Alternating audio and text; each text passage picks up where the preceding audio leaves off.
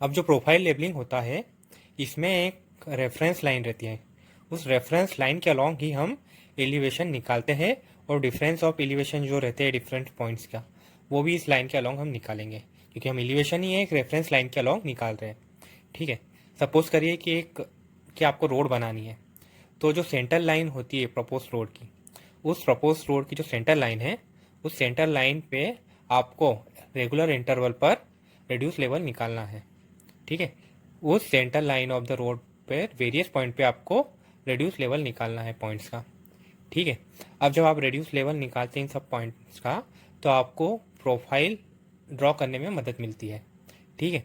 तो इसके बारे में आपको जनरल आइडिया मिल जाता है जब जब आप रोड बनाते हो, कि उस पर्टिकुलर रोड जिस जिस सेक्शन से जाएगी या जिस जगह से जाएगी, वहाँ पर एलिवेशन कैसा होना चाहिए या कैसा होगा, इस बारे में आपको काफ़ी हद तक जानकारी मिल जाती है। ठीक है। तो प्रपोज लाइन ऑफ रोड रहती है, उसके अलॉन्ग आप जब एलिवेशन निकालेंगे तब हम प्रोफाइल मेथड ऑफ लेबलिंग को अडॉप्ट करेंगे। ठीक है। देखिए, अब जब प्रोफाइल लेबलिंग करता हूँ मैं, तो इसके द्वारा मैं एक प्रोफाइल, या इसको मैंने बताया सेक्शनल व्यू के द्वारा, इसके इस तरीके से मैं एक प्रोफाइल ड्रॉ कर लेता हूँ। अब मुझे यहाँ पे पता चल जाता है कि कहाँ पे मुझे कटिंग करने की आवश्यकता पड़ सकती है, या कहाँ पे मुझे फिलिंग करने की आवश्यकता पड़ सकती है। तो इसके बारे में जनरल आइडिया मुझे मिल जाता है। ठीक है। अगर मैं क्रॉस सेक्शन लेवलिंग की बात करूँ, तो ये फर्दर मुझे, और जब मैं रोड बनाता हूँ तो ये मेथड भी मुझे काफ़ी हेल्प करता है। अब क्रॉस सेक्शन लेवलिंग में क्या करता हूँ, जो प्रपोज सेंटर लाइन रहती है रोड की, उसके परपेंडिकुलर डायरेक्शन में मैं एलिवेशन निकालता हूँ। यानी not in many projects, not only profile along the line is required, but also profile of cross section at regular interval is required। मतलब ये बोलना चाह रहा हूँ कि ये जो आपकी सेंटर लाइन है ये जा रही है, इसके परपेंडिकुलर डायरेक्शन में जब आप क्या निकालोगे, एलिवेशन, तब जो मेथड ऑफ लेवलिंग आप यूज़ करोगे उसको आप क्रॉस सेक्शन लेवलिंग बोलोगे। ठीक है। जैसे आप, ये आपका ये पॉइंट है, इस पॉइंट से इस पॉइंट के इधर आपने तीन तीन पॉइंट का एलिवेशन लिया, और इधर भी आपने 3 पॉइंट का एलिवेशन लिया, और हर पॉइंट एक दूसरे से 3 मीटर की दूरी पर है। ठीक है। तो ये हो गया हमारा क्रॉस सेक्शन लेवलिंग। ठीक है। अब हम इफेक्ट्स ऑफ कार्वेचर की बात कर लेते हैं। ठीक है। अब इफेक्ट्स ऑफ कार्वेचर और इफेक्ट्स ऑफ रिफ्रैक्शन जब मैं बात करूँगा, तो क्या होता है कि जब भी मैं लेवलिंग करता हूँ तो कुछ ना कुछ कार्वेचर या रिफ्रैक्शन का इफेक्ट आएगा। तो मुझे लेवलिंग में जो रीडिंग आएगी उसमें कुछ ना कुछ कार्वेचर और रिफ्रैक्शन के कारण करेक्शन आएगा, उसको अप्लाई करना पड़ेगा। अब क्या होता है कि जब मेरी साइड्स बहुत लंबी रहती है, लॉन्ग रहती है, तब इफेक्ट्स ऑफ कार्वेचर और इफेक्ट ऑफ रिफ्रैक्शन आता है। ठीक है। अब क्या होता है कि जब इफेक्ट ऑफ कार्वेचर आएगा, तब क्या होगा कि जब इफेक्ट्स ऑफ कार्वेचर आएगा, कब आएगा, जब आपका जो स्टाफ स्टेशन है, मतलब ये वाला पॉइंट मेरा क्या हो गया, स्टाफ स्टेशन, और इंस्ट्रूमेंट स्टेशन ये वाला पॉइंट हो गया, इनके बीच की अगर दूरी बहुत ज़्यादा रहती है, किनके बीच की, स्टाफ स्टेशन और इंस्ट्रूमेंट स्टेशन के बीच की, तो क्या होगा, जो मेरा लाइन ऑफ साइट है वो अलग जाएगी, और हॉरिजॉन्टल लाइन है वो अलग जाएगी। लाइन ऑफ साइट अलग जा रही है आपकी, और हॉरिजॉन्टल लाइन अलग जा रही है। तो लंबी दूरी के बीच जब आती है, तो इन दोनों लाइन के बीच में, हॉरिजॉन्टल लाइन और लाइन ऑफ साइट, इनके बीच में कुछ ना कुछ डिफरेंस आ जाएगा। तो ये डिफरेंस आता है कार्वेचर के कारण। ठीक है। जो आपकी हॉरिजॉन्टल लाइन रहती है, it is tangential to level surface at one point. ठीक है। ये किसको टेंजेंशियल होती है, लेवल सरफेस पे। ठीक है। लेकिन अगर मैं लेवल लाइन की बात करूँ, तो लेवल लाइन जो रहती है, it is perpendicular to direction of gravity at various point. ये वेरियस पॉइंट पर जो आपकी लाइन ऑफ ग्रेविटी है उसके परपेंडिकुलर होती है। ठीक है। अब आप देख रहे हो यहाँ पर जब साइट लॉन्ग है, तो ये आपका इंस्ट्रूमेंट स्टेशन और जहाँ स्टाफ स्टेशन के बीच में काफ़ी जब दूर है, तब आपका क्या हो रहा है कि ये जो हॉरिजॉन्टल लाइन है और लाइन ऑफ साइट है, इनके बीच में कुछ ना कुछ अंतर आ गया है। ठीक है। अब यहाँ पर मैं देख रहा हूँ, जो मेरी स्टाफ रीडिंग है वो ये वाला पॉइंट और ये वाला पॉइंट, ये सबसे ऊपर वाला पॉइंट और ये जो नीचे वाला पॉइंट है, इसके बीच की जो रीडिंग है, इसके बीच की जो दूरी है, ये और ये, इसको और इसको मैं जब नापूंगा तो मुझे स्टाफ रीडिंग मिलेगी। लेकिन लेवल लाइन जो है वो तो मेरी यहाँ से जा रही है। ठीक है। तो इसकी रीडिंग कितनी आनी चाहिए, ये वाला पॉइंट और ये वाले पॉइंट के बीच में, ये वाला पॉइंट, आप वीडियो देखिए, मैंने पेन से बना यहाँ बताना चाह रहा हूँ मैं, ये और ये, इनके बीच की जो दूरी होगी वो लेवल लाइन के हिसाब से मेरी रीडिंग आ जाएगी। तो यहाँ पर क्या होगा कि एक पॉजिटिव एरर आएगी, कैसी एरर आएगी? Positive error. कितनी पॉजिटिव एरर आएगी? ये पॉइंट और ये पॉइंट के बीच की जो दूरी है, ये वाला पॉइंट और ये जो पॉइंट दिख रहा है आपको, ये और ये, इनके बीच की जो दूरी है, यानी हॉरिजॉन्टल लाइन और लाइन ऑफ साइट के बीच में जो डिफरेंस है, उसके हिसाब से जो दूरी है उसके हिसाब से मुझे एक पॉजिटिव एरर आएगी। ठीक है, तो पॉजिटिव एरर है, तो अगर एरर पॉजिटिव है, जो करेक्शन कितना होना चाहिए? नेगेटिव। तो यहाँ पर नेगेटिव करेक्शन होगा। ठीक है, तो ये जो नेगेटिव करेक्शन होता है, इसको जब मैं ज्योमेट्री से सॉल्व करूँगा तो ये आएगा h is equal to D square by 2r। ठीक है, अब यहाँ पर जो d है, ये अर्थ के सरफेस पे दो पॉइंट के बीच की हॉरिजॉन्टल दूरी है, और r होता है रेडियस ऑफ द अर्थ। अगर रेडियस ऑफ द अर्थ की वैल्यू मैं पुट करता हूँ, कितना?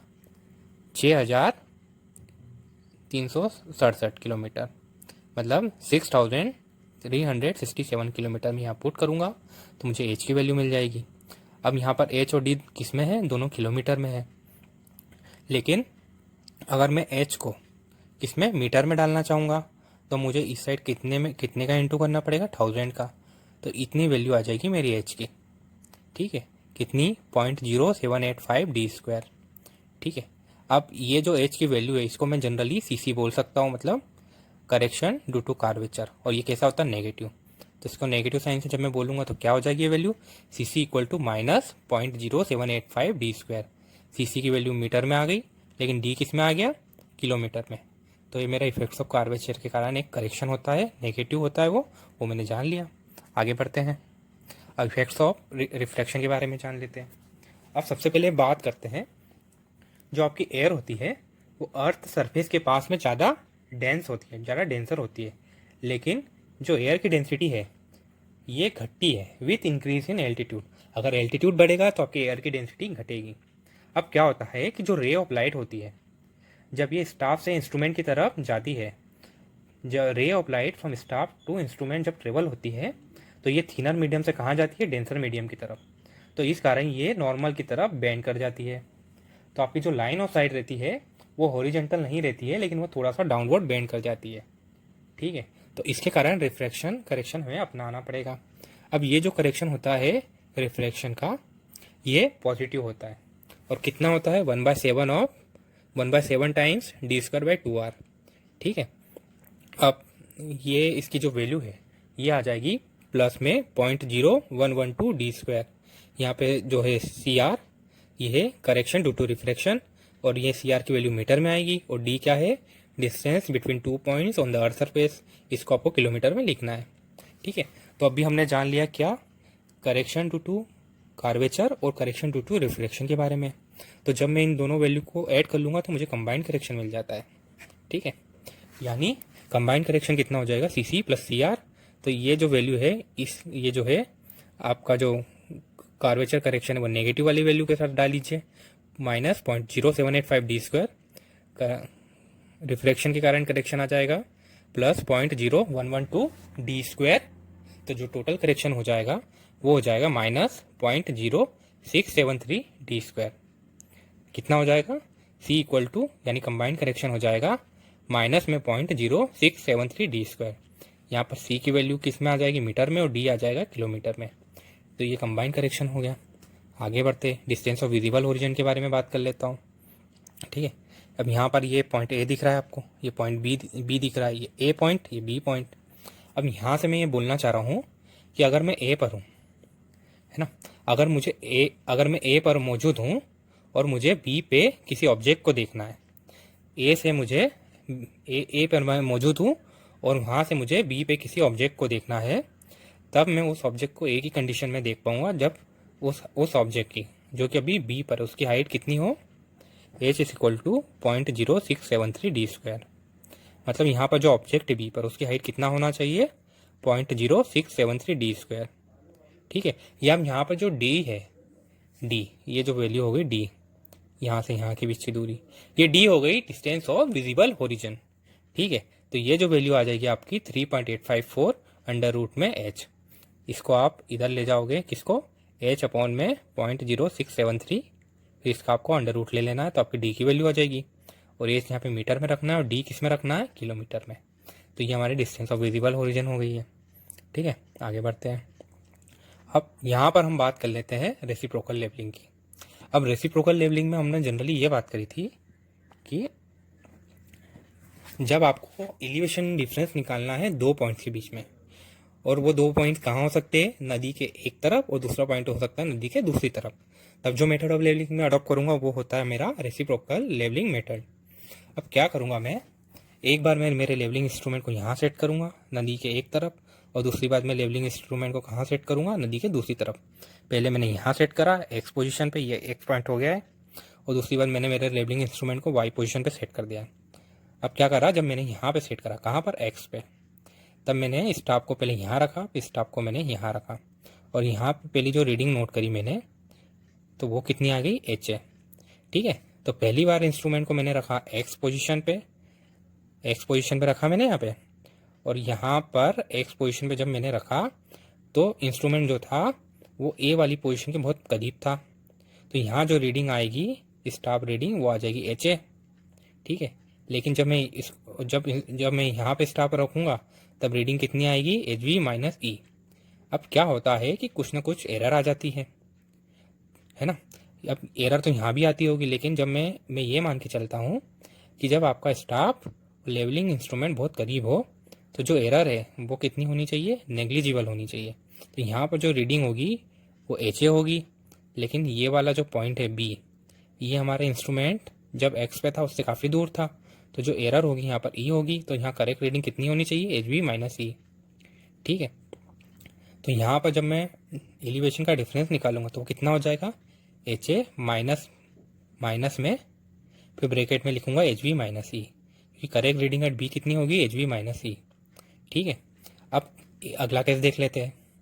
अगर मैं मेरे लेवलिंग इंस्ट्रूमेंट को वाई पोजीशन पर रखूंगा तब मैं वापस एक बार स्टाफ की रीडिंग बी पॉइंट से लूँगा और एक बार ए पॉइंट से लूँगा।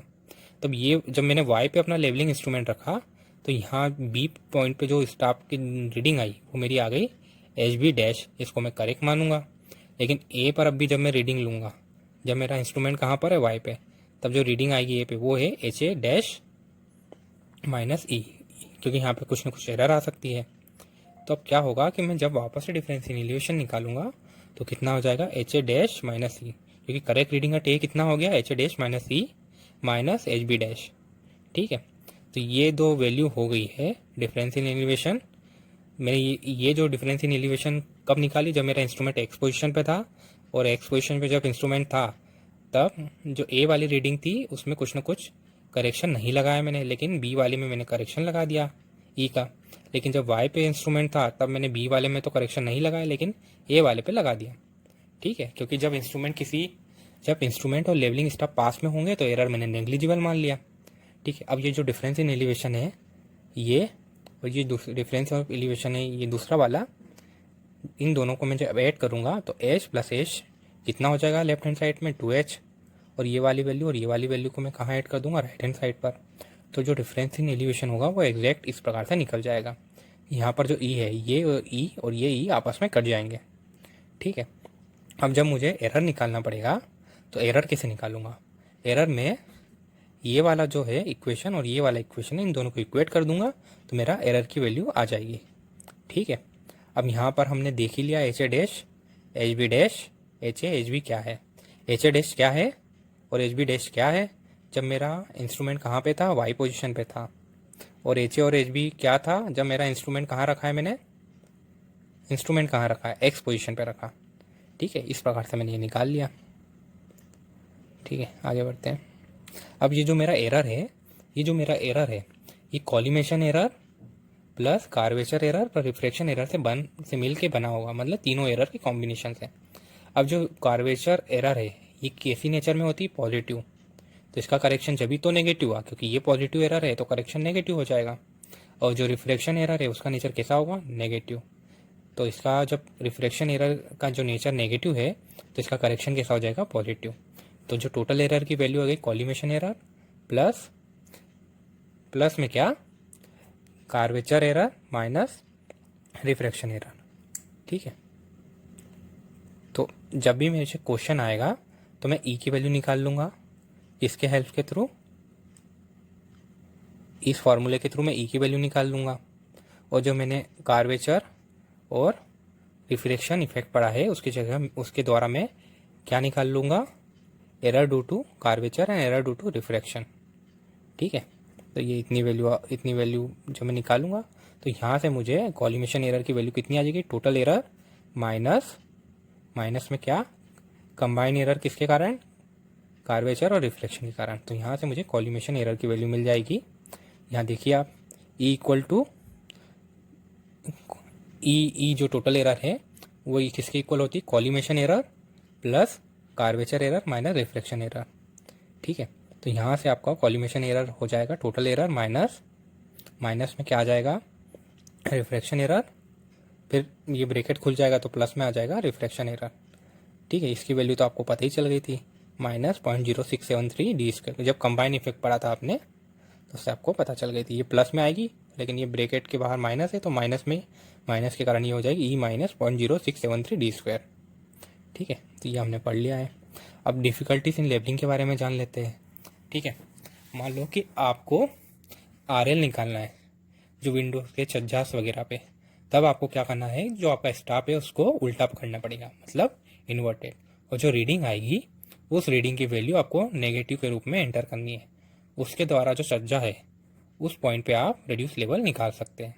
ठीक है, तो ये हाइट ऑफ इंस्ट्रूमेंट तो ये हो गई, क्या हो गई, अगर बेंचमार्क दिया है और प्लस बैक साइड कहीं का दिया है तो वहाँ से मैं हाइट ऑफ इंस्ट्रूमेंट निकाल लूँगा। अब ये जो हाइट ऑफ इंस्ट्रूमेंट है इसमें से मैं क्या घटाऊँगा, ये जो रीडिंग आएगी स्टाफ रीडिंग, लेकिन ये स्टाफ रीडिंग मेरे को कैसी लेनी है, मेरे को नेगेटिव में लेनी है, और स्टाफ कैसा रहेगा यहाँ पर, इन्वर्टेड मतलब उल्टा। तो यहाँ रेड्यूस लेवल आ जाएगा height of instrument plus Y क्या है, मेरी स्टाफ रीडिंग हो गई, और यहाँ पे मैंने स्टाफ को कैसा पकड़ा है, इन्वर्टेड यानी उल्टा पकड़ा है। ठीक है, एक और डिफिकल्टी क्या आ सकती है, जब सबमिट कर्व या होलो सेक्शन की तरफ लेवलिंग करता हूँ। ठीक है, तो जब लेवलिंग अक्रॉस द सबमिट करता हूँ तब क्या करना रहता है, देखो, the instrument is set on one side of the submit such that line of site just passes over the submit. मतलब ये जो लाइन ऑफ साइट है ये सबमिट के ऊपर से पास कर जानी चाहिए थी। ये देखिए, ये जो सबमिट है इसके ऊपर से आपकी लाइन ऑफ साइट जा पा रही है, तो ये भी आपको ध्यान रखना है। ठीक है, और जब मैं लेबलिंग अक्रॉस ए होलो की बात करूँ तो क्या बोल रहा है ये, the instrument should be set such that reading at lowest point of hollow is maximum staff reading. ठीक है, तो lowest point of the hollow जो है वहाँ पर आपका क्या आनी चाहिए, मैक्सिमम स्टाफ रीडिंग। तो आप देखिए जब आप यहाँ रखोगे तो आपकी मैक्सिमम स्टाफ रीडिंग आएगी। ठीक है, इस तरीके से आपको इंस्ट्रूमेंट को सेट करना रहेगा। तो ये हमारा लेवलिंग के बारे में हमने जान लिया है काफ़ी कुछ। अब आपको न्यूमेरिकल सॉल्व करना है, तो ये पार्ट 4 यहाँ ख़त्म होता है।